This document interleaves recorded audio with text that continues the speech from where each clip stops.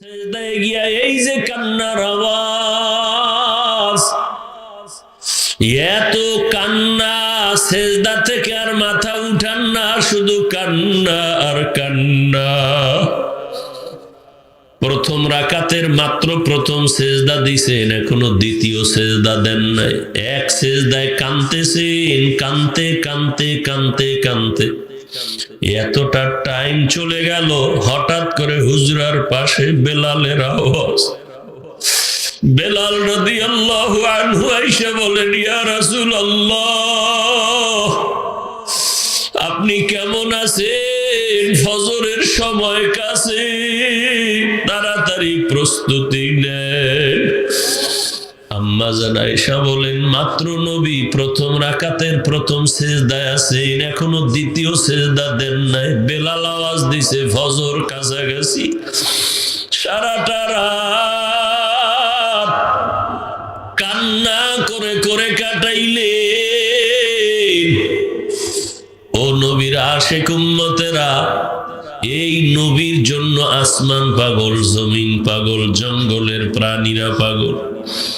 যেই নবীর শরীরে মশা মাছি পড়ে না, এই নবী এক তো মা হারা, বাবা হারা, এতেই মশা হয়। নবী এমনি কাঁদতেছেন হাসরের ময়দানের ভয়, উম্মতের চিন্তা। আবার নবীর বংশের বন্ধুরা, আপনজনরা নবীরে কম কাঁদায় না। তায়েফের ময়দানে গেলেন, কাফেরের বাচ্চারা পাথর মেরে রক্ত ঝরাইল। মায়ার নবীর কান্না। আমার আল্লাহ বলেন, জিবরাইল যাও আমার নবীরে জানায় দেও, তায়েফের জমিন উল্টায় সব ধ্বংস করে দেই। নবী বলেন, ও ভাই জিবরাইল, তায়েফের মানুষের মারিও না, ওরা আমাকে চিনে না। ওরা যদি জানতো আমি এতিম, ওরা যদি জানতো আমি কত বড় অসহায়, আজকে জানে না, একদিন জানবে, একদিন চিনবে, উপকার হবে, দিনের ফায়দা হবে। আম্মা জান আয়েশা চোখের পানি ছেড়ে কাঁদে। নবী যদি কান্না করে, উম্মত তুমি কেন কান্না করতে পারবা না? ওই নবী তোমার আমার জন্য কাঁদেন, তোমার আমার জন্য সুন্নতের আদর্শ রেখে গেলেন। ও আল্লাহর বান্দারা, ওই নবীর আদর্শ মানতে গেলে তো নামাজ পড়া বাদ যাবে না, স্কুল বাদ যাবে না, লেখাপড়া, ডাক্তারি আর প্রফেসরগিরি, ব্যবসা চাকরি বন্ধ করা লাগবে না রে বাবা। আজকে সেই নবীর আদর্শ তুমি মানতে পারো না। ওলামায়ে কেরাম, তাবলীগওয়ালা, পীর মাশায়েখ সবাই পিছনে দৌড়ায় আর বলায় নবীর আদর্শ মানো। মাথায় হাত দিয়া বলতে থাকে আদর্শ মানো, মা বাবার খেদমত করো, ওলামাদের পড়ো, নবীর সুন্নাত অনুযায়ী কাজ করো, ব্যবসা করো, চাকরি করো, লেখাপড়া করো। ওই নবীরে আর কষ্ট দিও না রে যুবক। বেঈমানেরা নবীরে কম কাদায় নাই, তুমি আর কত কাদাইবারে বাবা। এখন থেকে তওবা করো, জাহান্নামের আগুন থেকে নিজেরে বাঁচাও, গুনাহ থেকে নিজেকে বাঁচাও। যদি গুনাহ হইয়াই থাকে, আমার মাওলাকে ডাকো আর বলো, দয়ার মালিক, মানুষ আমাকে মাওলানা বলিয়া কত সম্মানের চেয়ারে বসাইল, অথচ কেউ জানে না আমি কত বড় গুনাহগার। আমার গুনার কারণে হাত না পাক, চোখ না পাক, জিহ্বা না পাক, অন্তর না পাক। মনে হয় যেন এই প্যান্ডেলে আমার মতো গুনাহগার কেউ নাই। ওরে নবী যদি কান্না করতে পারেন, তোমার কি হলো কাঁদতে পারো না? দুনিয়ার ঘরে আগুন লাগলে পানি ছাড়া যেমন ঠান্ডা করা যায় না, জাহান্নামের আগুনও কিন্তু পানি ছাড়া ঠান্ডা হবে না। তবে জানিয়া রাখিও, বেপর্দাওয়ালা ভাইরা, বোনেরা, যুবকেরা, গান বাজনা শুননেওয়ালারা, জাহান্নামের আগুনও পানি ছাড়া ঠান্ডা হবে না। তবে ওই পানি কিন্তু নদীর পানি না, জমজমের পানি না, আবে হায়াতের পানি না। ওই জাহান্নামের দ্বারা, মিডিয়ায় অপপ্রচারের দ্বারা যারা উলামায়ে আহলে হকের ব্যাপারে বিষোদ্গার করে, বিরুদ্ধাচরণ করে, আল্লাহ ওদের হেদায়েত দান করেন। আল্লাহ পাকের ইলম ও কুদরতে যদি ওদের ব্যাপারে হেদায়েতের ফয়সালা নাই থাকে, আল্লাহ কুদরত দ্বারা দমন করে দেন। এই কথাগুলো এজন্য বললাম যে কিয়ামত পর্যন্ত উম্মতেরা চিৎকার দিয়ে কানলেও আর রসুলকে পাবে না, সাহাবায়ে কেরামকে পাবো না, আইম্মায়ে কেরামদেরকেও পাবো না। ইমাম আবু হানিফাকে, ইমাম বুখারী, ইমাম মুসলিম, মুজাদ্দিদ আল ফিসানি, বরফির আব্দুল কাদের জিলানী, হোসাইন আহমদ মদনী সহ এরকম বড় বড় বড় বড় কাউকেই আমরা পাবো না, বরং যাদেরকে পেয়েছিলাম তাদেরকেও হারিয়ে ফেলেছি। এখন যারা আছেন এদেরকেও এখন কেমন যেন মানুষ মানতে চায় না, বরং মনে করে এখন আমরাই তাদের থেকে বড়। এই এক ক্যান্সার আর রোগের কারণে ধর্মীয় লাইনে প্রত্যেকটা পয়েন্টে পয়েন্টে কেমন যেন এক অরাজকতা, অতিষ্ঠ ভাব, বিশৃঙ্খলা এক পরিস্থিতি চলছে। এর থেকে আল্লাহ যদি আমাদেরকে হেদায়েতের দরজায় না নেন তো উপায় নেই। কারণ এই উম্মত জান্নাতের পথে চলার একটাই মাত্র ঠিকানা, উলামায়ে আহলে হকের সোহবত। আর সেই ওলামাদের ব্যাপারে যদি উম্মতের অন্তরে খারাপ ধারণা চলে আসে, উম্মত আর আলেমদের কাছে যাবে না, অটোমেটিক মানুষ দিন থেকে দূরে সরে যাবে। এতে ফায়দা হবে ইসলামের দুশ্মন যারা তাদের, ক্ষতি হবে ইসলামের লাইনে যারা তাদের, মুমিনের। এর থেকে বাঁচার উপায় কি তাও কোনো বুঝিয়ে খুঁজে পাই না, কোনো উপায় পাচ্ছি না। বড় এক কঠিন পরিস্থিতি, বড় কঠিন, যেটা ভাষা নাই বলার। প্রত্যেকটা পদক্ষেপে দেখবেন দিনের উপরে আঘাত। বেঈমানরা তো করতেছে, মুনাফিকরাও করতেছে। এই কঠিন অবস্থায় যদি আমরা পড়ে থাকি, বাঁচার চেষ্টা না করি, তো দুনিয়াও বরবাদ, আখিরাতও বরবাদ। দেখেন একটা বিধর্মী পর্যন্ত দেখেন, আপনারা খেয়াল করে, আমি দেখছি, দেখা কথা বলতেছি, আন্দাজি না। বহু বিধর্মী, ধরেন হিন্দু, বড় জানে এই মসজিদের বড় হুজুর, তো হিন্দু মহিলারা কাপড় টেনে চলে যায় দেখলে। এরপরে এলাকার সাধারণ মানুষ খুব মোহাব্বত করত, শ্রদ্ধা করত। ঘরের ভালো গাছের ফলটা হুজুরের জন্য। আর এখন কেমন জানো, নিজে তো হুজুরকে সালাম দেই না, হুজুরে দিলেও নেয় না। এর কারণ কি জানেন? আমার ছেলেকে যদি আমি মোহাব্বত না করি তো বাইরের কেউ করবে না। আমার মা বাবাকে আমি যদি শ্রদ্ধা না করি তো বাইরের কেউ করবে না। মা বাপ যদি আমাকে ভালো না জানেন, বাইরের কেউ আমাকে ভালো। আসলে আগুন লাগছে ঘরের ভিতরে, এই জন্য বাইরের মানুষ আসতে চায় না। চিন্তা করে আমরা হুজুরদের কাছে যাব, দোয়া নিব, হুজুরদের ছাত্ররাই হুজুরদের বিরোধিতা করে, তাহলে আমরা যে লাভ কি?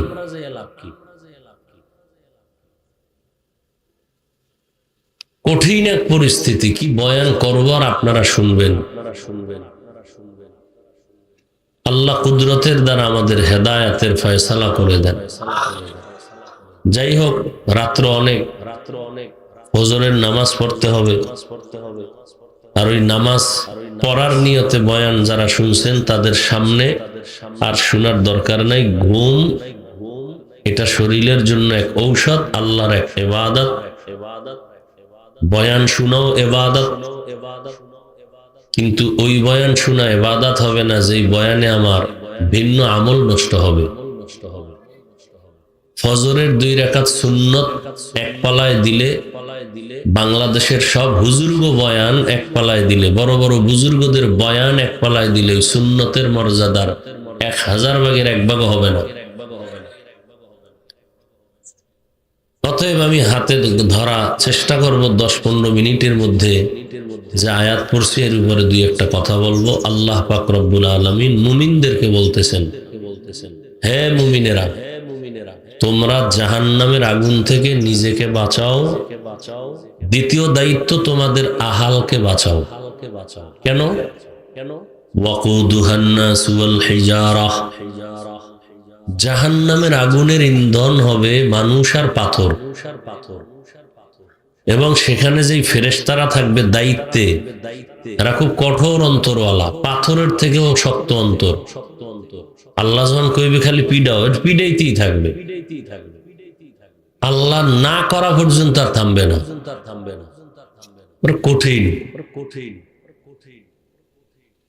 এই জন্য রসুল হাদিসে বলেন, আলা সাবধান হে উম্মত, কুল্লুকুম রাইন, তোমরা প্রত্যেকেই দায়িত্বশীল, কুল্লুকুম মাসউলুন আন রাইয়াতিহি, এবং আল্লাহর কাছে দায়িত্বের কারণে জবাবদিহিতার কাঠগড়ায় প্রত্যেককেই হাজির হতে হবে। সাহাবী জিজ্ঞাসা করলেন, দায়িত্বশীল কারা, কার উপর? নবীজি বললেন, যার অধীনে যারা থাকে, অধীনস্থদের কর্তা যিনি, সে দায়িত্বশীল। যেমন মা বাবার সন্তানের দায়িত্বশীল, কারণ সন্তান মা বাবার অধীনেই থাকে। ছাত্ররা শিক্ষকদের অধীন, অতএব সমস্ত শিক্ষক সমস্ত ছাত্রদের দায়িত্বশীল। স্ত্রীর জন্য স্বামী দায়িত্বশীল, মুসল্লিদের জন্য ইমাম খতিব দায়িত্বশীল, ওয়ার্ডের জন্য মেম্বার দায়িত্বশীল, ইউনিয়নের জন্য চেয়ারম্যান দায়িত্বশীল, গোটা দেশের জন্য সরকার দায়িত্বশীল, উম্মতে মুসলিমার জন্য উলামায়ে আহলে হক দায়িত্বশীল।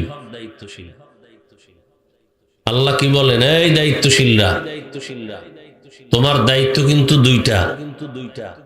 এক নাম্বার, তুমি জাহান্নাম থেকে বাঁচবা, দুই নাম্বারে তোমার আহালকে বাঁচাবা। মা বাবার আহালকে সন্তান, শিক্ষকের আহাল ছাত্র, স্বামীর আহাল স্ত্রী।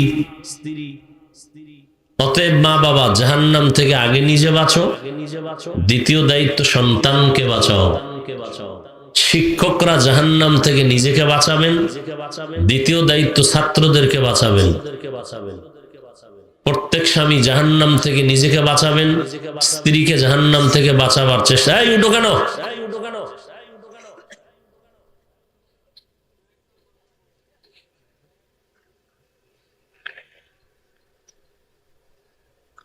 জাহান্নাম থেকে নিজে বাঁচো, অন্যকেও বাঁচাও। অন্য বলতে আহাল। কিয়ামতের দিন এই দায়িত্বের অবহেলার কারণে বহু মা বাবা জাহান্নামে যাবে, বহু স্বামী জাহান্নামে যাবে, স্ত্রীকে না বাঁচানোর কারণে। আর নিজের গুনাহ থাকলে তো উপায় নেই। এখন জাহান্নাম হইল মরার পরে হাসরের মাঠে কত দূর, এখন বাঁচবো কেমনে? একটা লোকের সামনে সাপ, তারে বললাম, এই সাপ দূরে সরো। জাহান্নাম তো নগদ না, বহুত পরে মরবেন, জানাজা হবে, কবরে দাফন করবে, এরপরে সুয়াল জবাব, এরপরে কঠিন জাহান্নাম তো হাসরের দিনে বহুত দেরি। এখন বাঁচবো কিভাবে? মুফাসসিরিনে কেরাম বলেন যে এই কাজ করলে জাহান্নামে যেতে হবে, সেই কাজ থেকে বাঁচো। ওই কাজের নাম গুনাহ। ওই কাজের নাম কি? গুনাহ, অপরাধ, জুলুম। وَأَمَّا مَنْ خَافَ مَقَامَ رَبِّهِ وَنَهَى النَّفْسَ عَنِ الْهَوَى فَإِنَّ الْجَنَّةَ هِيَ الْمَأْوَى। আল্লাহ বলেন, হাসরের ময়দানে আমি রবের সামনে দাঁড়াইয়া হিসাব দেওয়ার ভয়ে যারা গুনাহ থেকে নিজেকে বাঁচাবে। কিসের থেকে? গুনাহের থেকে নিজেকে বাঁচাবে। আমি আল্লাহ ওয়াদা করলাম তার ঠিকানা হবে জান্নাতুল মাওয়া। কেমন জান্নাত? যেখানে শান্তি আর শান্তি, কোনো অশান্তি। हर के दारद खौफे हक दर दिल मदाम जन्नतुल मअवा देहद उरा मकाम। جزب حق چیز مخا از این سجا فضل او عامست در جمله جہا জাহান্নাম কি বুঝেননি জাহান্নাম আসলে কি সূর্য বরফ কি আগুন আগুন কি দুনিয়া তো আগুন আছে না জাহান্নামেরও আগুন দুনিয়ারও এটাও কি ব্যবধান আছে না নাই এক নাম্বার ব্যবধান দুনিয়ার আগুনে মানুষের বেশিরভাগ উপকার করে মাঝে মাঝে ক্ষতি করে উপকার করে না খানা পাকাই কি দিয়া আগুন দিয়া আবার মার্কেট জ্বালায় দেয় কি দিয়া দুনিয়ার আগুন মাঝে মাঝে ক্ষতি করে বেশিরভাগ উম্মতের উপকার করে জাহান্নামের আগুন একটা সেকেন্ডের জন্য কারো কোনো উপকার হবে না দ্বিতীয় ব্যবধান দুনিয়ার আগুন জ্বালাবার জন্য নরম নরম জিনিস খেরকুটা কেরোসিন লাগে আর জাহান্নামের আগুন প্রজ্বলিত করার জন্য লাগবে শক্ত জিনিস সেই জিনিস কি আল্লাহ বলেন মানুষ আর পাথর আল্লাহ কিন্তু আলাদা করে না ওই দল ওই মানুষ এই প্যান্ডেলের মধ্যেও থাকতে পারে সেই জাহান্নামের ইন্ধন হবে মানুষ এখানেও থাকতে পারে আমি যে হুজুর আমি যে জান্নাতি গ্যারান্টি আছে আরে জান্নাতের গ্যারান্টি যারা পাইছেন এরকম কিছু আল্লাহর বান্দা ছিলেন না বলেন তো তারা কারা কয়জন 10 জন তো ওপেন পাইছেন কিন্তু হাকিকতে সব সাহাবায়ে কেরাম জান্নাতি বলেন সব সাহাবায়ে কেরাম অতএব এই সাহাবায়ে কেরামদের বিরুদ্ধে যারা লেখবে যারা বলবে ডাইরেক্ট বা ইনডাইরেক্ট এরা ইসলামের দুশমন রাসূলের দুশমন এরা চূড়ান্ত ভণ্ড এদেরকে যারা বাতিল ভণ্ড বলবে না তারাও ভণ্ড সব সাহাবায়ে কেরাম মাহফুজ সমস্ত আম্বিয়ায়ে কেরাম মাসুম এরা জান্নাতের টিকিট কিন্তু পেয়ে গেছেন তাদের ইলম কম ছিল আমল কম না বেশি ইখলাস তাকওয়া আচ্ছা সত্যটা স্বীকার করতে গিয়ে আপনাদের সমস্যা সাহাবায়ে কেরামদের মতো ইনসাফগার কেউ ছিল না তাহলে তাদের আমলও বেশি ইলমও বেশি তাকওয়া বেশি ইখলাস বেশি এর পরেও সারা রাত সারা জীবন কান্না কান্না কান্না কান্না আবু বকর সিদ্দিক রাদিয়াল্লাহু আনহু নাহা পুরুষের বেলায় রাদিয়াল্লাহু আন আর মহিলাদের বেলায় আন হা রাতের বেলা নামাজে কাঁদতেছেন নফল নামাজ কি নামাজ পড়ছেননি তারা সাহাবায়ে কেরাম নফল পড়ছেননি আপনারা কই ফতুয়া পাইলেন নফল লাগে না কোন হায়ওয়ানে ফতুয়া দেয় ও তো ইসলামের ব্যানারওয়ালা মুনাফিক দুশমন সাহাবাদের থেকে বড় বুজুর্গ আছে নাকি কেউ তারা যদি নফল পড়ে আপনি কই পাইলেন ফতুয়া নফল লাগে না আসেন বুখারী শরীফ নিয়ে নাচেন না আসেন বুখারী শরীফ নিয়ে বসি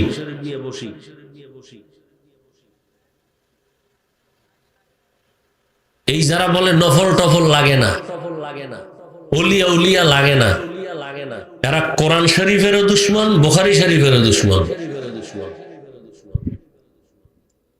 আবু বকর কাঁদতেছেন নফল নামাজে দাঁড়ায়া নবী বলেন কেন কাঁদলেন আবু বকর বলেন ইয়া রাসূলুল্লাহ হাসরের ময়দান বড় ভয়ঙ্কর আমি কেমনে আল্লাহর আদালতে দাঁড়াবো হিসাব দেওয়ার জন্য সেই ভয়ে কান্দি ওমরে ফারুক কাঁদতেছেন সাহাবী জিজ্ঞাসা করেন খলিফাতুল মুসলিমিন কেন কান্না করেন ওমরে ফারুক জবাব দেয় আল্লাহ পাক যদি ঘোষণা দিয়ে দেন সব মানুষগুলো জান্নাতে যাবে একজন জাহান্নামে যাবে আমি ওমর বড় ভয় পাই ওই জাহান্নামের আসামি আমি ওমর হয়ে যাই নাকি।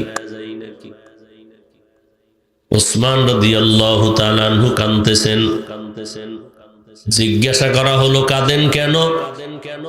বলে মানুষের মরণের পর আপন জনেরা গায়ের জামা কাপড় খুলিয়া সাদা কাফন পেঁচায়া বিদায় দেয়। এই অন্ধকার কবর যেখানে বিছানা নাই বাতি নাই, ওই কবরে গিয়া তিনটা প্রশ্নের জবাবে যদি আটকায় যায় বাকি ঘাটির মধ্যে কি উপায় হবে আমার? কাঁদতেছেন হযরত আলী, কাঁদতেছেন। এমন একজন আল্লাহওয়ালা পাবেন না যারা মরণ পর্যন্ত কাঁদেন নাই। আর এই ময়দান কান্নার ময়দান, এই প্যান্ডেল তওবা করার প্যান্ডেল, গুনাহ মাফ চাওয়ার প্যান্ডেল।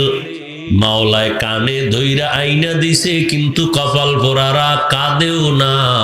কেউ কান্না করলেও তা দেখতে পারে না, পছন্দ করে না। এরকম কপাল পোড়া নাই? নিজেও কাঁদে না, কেউ কান্না করলে পছন্দ করে না। কত বড় আল্লাহর দুশমন, কত বড় নিকৃষ্ট দুশমন। অথচ আল্লাহ বলেন ফালিয়াজহাকু কালিলা ওয়ালিয়াবকু কাসীরা, কম হাসো বেশি কাঁদো।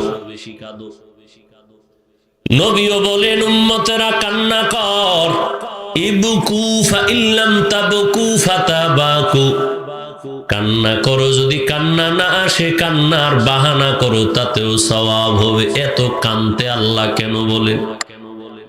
ওরে যেই নবীর কোনো গুনাহ নাই, যদি কেউ সন্দেহ করে তার ঈমান চলে যাবে। ওই নবী আপনার আমার কেমন মায়ার নবী, যেই নবী দুনিয়াতে আসিয়া একটা নজর বাবার চেহারা দেখতে পারেন নাই, জীবন ভর একবারও আব্বু বলে ডাকতে পারেন নাই। 6 বছরে মা হারা আমার নবী অসহায়, 8 বছরে নবী দাদা আব্দুল মুত্তালিবেরও হারায় বড় অসহায়। আমার নবী এত বড় ইতিম, চারপাশে মনে হয় জানো তরবারি নিয়ে রেডি নবীরে জবাই করবে। যেই নবীর চেহারার দিয়ে তাকাইলে ক্ষুধা নিবারণ হয়ে যায়, জাহান্নামের আগুন হারাম হয়ে যায়। ওই নবীর শরীর মোবারকে মশা মাছি পড়া হারাম। ওই নবী যেখানে কদম রাখেন দীর্ঘ বছর পর্যন্ত ওখান থেকে শুধু মেশকের ঘেরান আসতে থাকে। ওই নবীর ঘাম থেকে মেশকের ঘেরান আসে। ওই নবীর শরীর মোবারকে মশা পড়ে না, মাছিও পড়ে না। সূর্যের আলো নবীর মাথায় পড়ে কষ্ট লাগবে, এই জন্য মেঘের খণ্ড ছায়া দিতেছে। নবী রাস্তা দিয়া হাঁটতেছেন, দুপাশের গাছ নত হইয়া নবীরে সালাম দিতেছে। জঙ্গলের প্রাণীরা নবীরে সালাম জানায়। তারপরেও নবী আম্মা জান আয়েশা রাদিয়াল্লাহু তাআলা আনহা বলেন, মায়ার নবী দেখি একদিন আমার হুজরার মধ্যে আসলেন।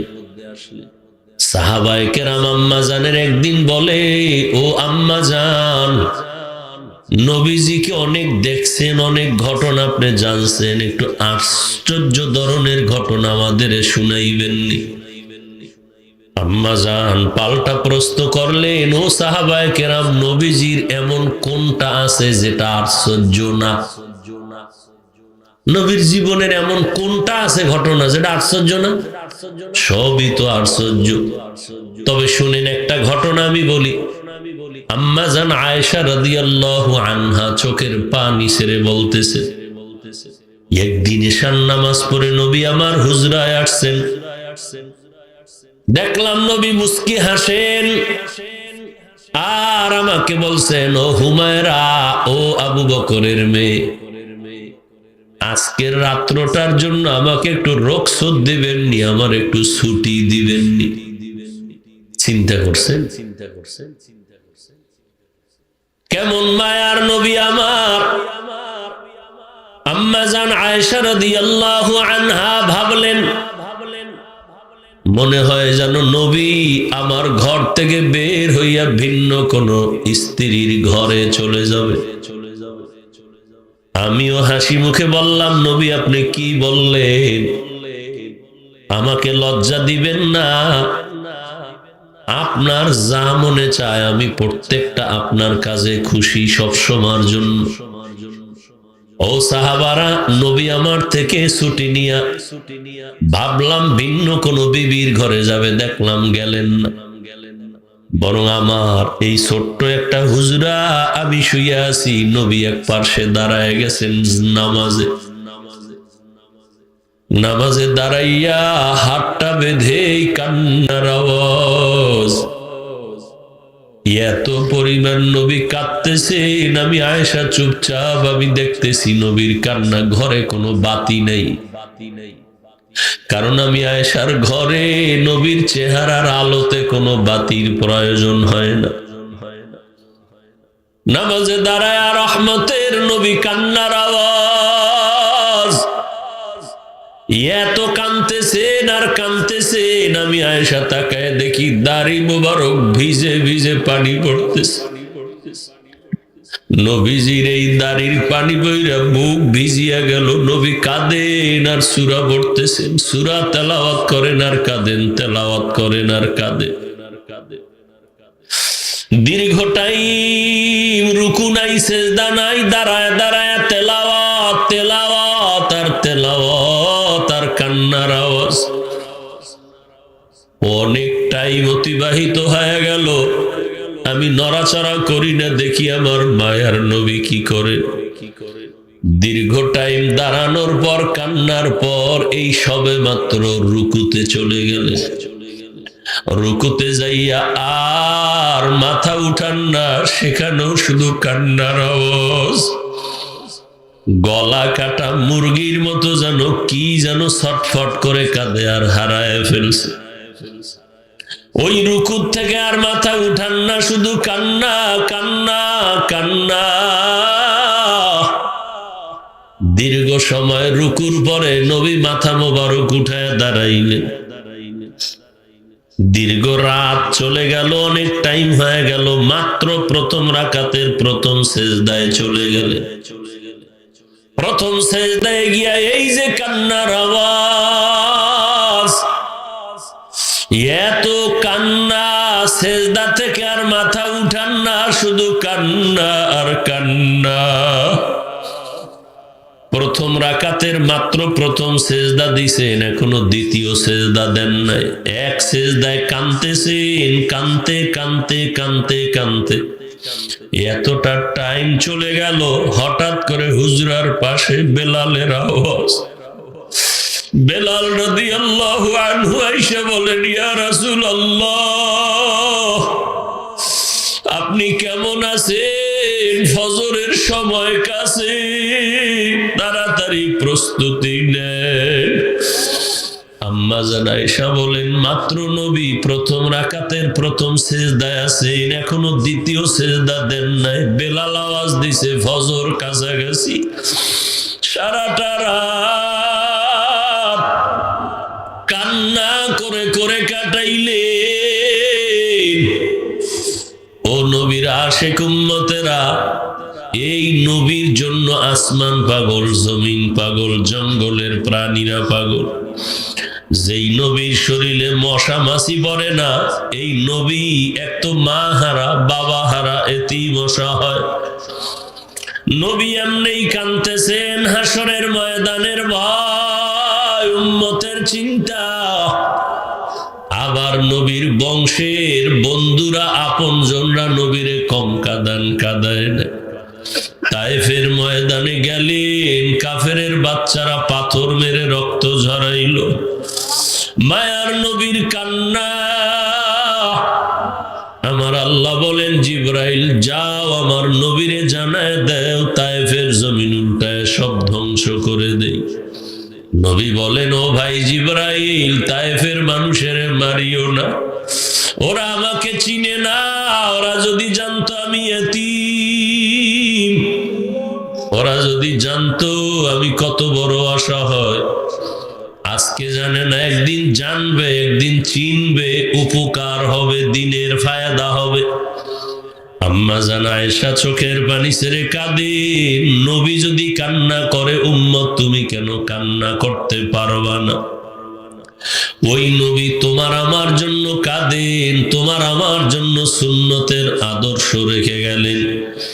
ও আল্লাহর বান্দারা, ওই নবীর আদর্শ মানতে গেলে তো নামাজ পড়া বাদ যাবে না, স্কুল বাদ যাবে না, লেখাপড়া, ডাক্তারি আর প্রফেসরগিরি, ব্যবসা চাকরি বন্ধ করা লাগবে না রে বাবা।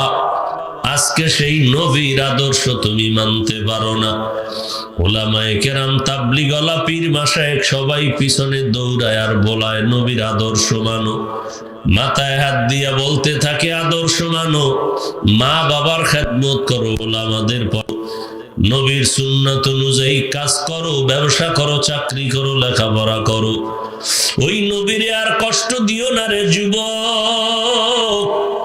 বেঈমানেরা নবীরে কম কাঁদান কাঁদায় নাই, তুমি আর কত কাঁদান কাঁদাইবারে বাবা। এখন থেকে তওবা করো, জাহান্নামের আগুন থেকে নিজেরে বাঁচাও, গুনাহ থেকে নিজেকে বাঁচাও। যদি গুনাহ হইয়াই থাকে আমার মাওলাকে ডাকো আর বলো দয়ার মালিক। মানুষ আমাকে মাওলানা বলিয়া কত সম্মানের চেয়ারে বসাইলো, অথচ কেউ জানে না আমি কত বড় গুনাহগার। আমার গুনার কারণে হাত না পাক, চোখ না পাক, জিহ্বা না পাক, অন্তর না পাক। মনে হয় যেন এই প্যান্ডেলে আমার মতো গুনাহগার কেউ নাই। ওরে নবী যদি কান্না করতে পারেন, তোমার কি হলো কাঁদতে পারো না? দুনিয়ার ঘরে আগুন লাগলে পানি ছাড়া যেমন ঠান্ডা করা যায় না, জাহান্নামের আগুনও কিন্তু পানি ছাড়া ঠান্ডা হবে না। তবে জানিয়া রাখিও বেপর্দাওয়ালা ভাইরা, বোনেরা, যুবকেরা, গান বাজনা শুননেওয়ালারা, জাহান্নামের আগুনও পানি ছাড়া ঠান্ডা হবে না। তবে ওই পানি কিন্তু নদীর পানি না, জমজমের পানি না, আবে হায়াতের পানি না। ওই জাহান্নামের আগুন নিভানোর পানি হলো একমাত্র চোখের 2 ফোঁটা পানি। গুনার কথা স্মরণ করে একটু 2টা চক্ষু বন্ধ করে আমার মালিকের ডাক দাও আর বলো দয়ার মাওলা, এই জীবনে তো তোমার নেয়ামত ছাড়া চলতে পারি না। বাতাস তোমার, পানি তোমার, সূর্যের আলো তোমার, সব তোমার নেয়ামত খাইলাম ও আল্লাহ, কিন্তু ওই অনুযায়ী তোমার একটা মোহাব্বত করিয়া ডাক দিতে পারি নাই। আব্বা জানেরে যত মায়া কইরা ডাকছি, মায়েরে যত আদর কইরা ডাকছি, নিজে ছেলে পাইয়া ছেলেরে যত আদর কইরা ডাকছি, মেয়েরে যত আদর করে ডাকছি, ওই মাওলা যিনি আমার হায়াতের মালিক, আমার ইজ্জতের মালিক, আমার রিজিকের মালিক, আমি হাঁটতে জানতাম না, মাওলা আমারে হাঁটার শক্তি দিলেন। আমি কথা বলতে পারতাম না, কথা বলার শক্তি দিলেন। আমার টাকা ছিল না, মাওলায় টাকা দিলেন। সম্মান ছিল না, মাওলায় সম্মান দিলেন। ওই মাওলারে তো একবার মোহাব্বত করে ডাক দিতে পারি নাই। কত বড় নিমক হারাম হয়ে গেছি। এখনো কি বাবা এই মাঠে বসে একবার আমার মাওলারে ডাক দিতে পারবা না? ওরে কপাল পোড়া, এত নিষ্ঠুর কেন হইছো? বাসায় গিয়া গরমে ফ্যানের বাতাস ছাড়া ঘুমাইতে পারো না। ও বাবা, মশার কামড় সইতে পারো না, মশারি টানাইয়া ঘুমাও। ওরে গুনাহগার হইয়া যদি অন্ধকার কবরে যাও, ওই কবরে পোকামাকড় যখন আঘাত শুরু করবে, কই বাবা মশারি? ওই কবরে যখন মাটির চাপ শুরু হয়ে যাবে আর জাহান্নামের আগুন, কই পাবা ফ্যানের বাতাস? দুনিয়াদারি কিছুই না। যারা টাকার পাগল হইল, কেউ তো টাকা নিয়ে কবরে যেতে পারলো না। যারা ক্ষমতার পাগল, এরা তো চিরদিন ক্ষমতার চেয়ারে থাকতে পারলো না, বরং একদিন বেইজ্জতি হইয়া নাইমা গেল। দুনিয়াতে যারা বাড়ির পাগল, দেখো তাকাইয়া কেউ বাড়িতে থাকতে পারলো না, সাদা কাফনের প্যাকেটে পেঁচাইয়া আপন সন্তানেরা নামাইয়া কবরে বিদায় দিয়া দিল রে গোলাম। যারা টাকার পাগল, টাকা নিয়ে কবরে যেতে পারলো না, অতএব দুনিয়া দুনিয়া করে লাভ নাই, মাওলার মোহাব্বতের মালা গলায় লাগাও, সুন্নাত অনুযায়ী চলো রে যুবক। স্কুলে পড়ো, কলেজে পড়ো, ডাক্তার হও, ইঞ্জিনিয়ার হও, প্রফেসর হও, মাওলারে ভুলিও না, নবীর আদর্শের বাহিরে চলিও না। মা বাবার দোয়া নিয়ে, আলেম ওলামাদের পরামর্শ নিয়ে চলো, সুন্নত অনুযায়ী চলো। জবান দিয়া গালি দিও না, গীবত করিও না, হাতের দ্বারা গুনাহ করিও না। কারো উপকার করতে পারো আর না পারো ক্ষতি করিও না। কারো প্রশংসা করতে পারো আর না পারো বদনাম বলিও না। নেক আমল করতে পারো আর না পারো গুনাহ করিও না রে বাবা।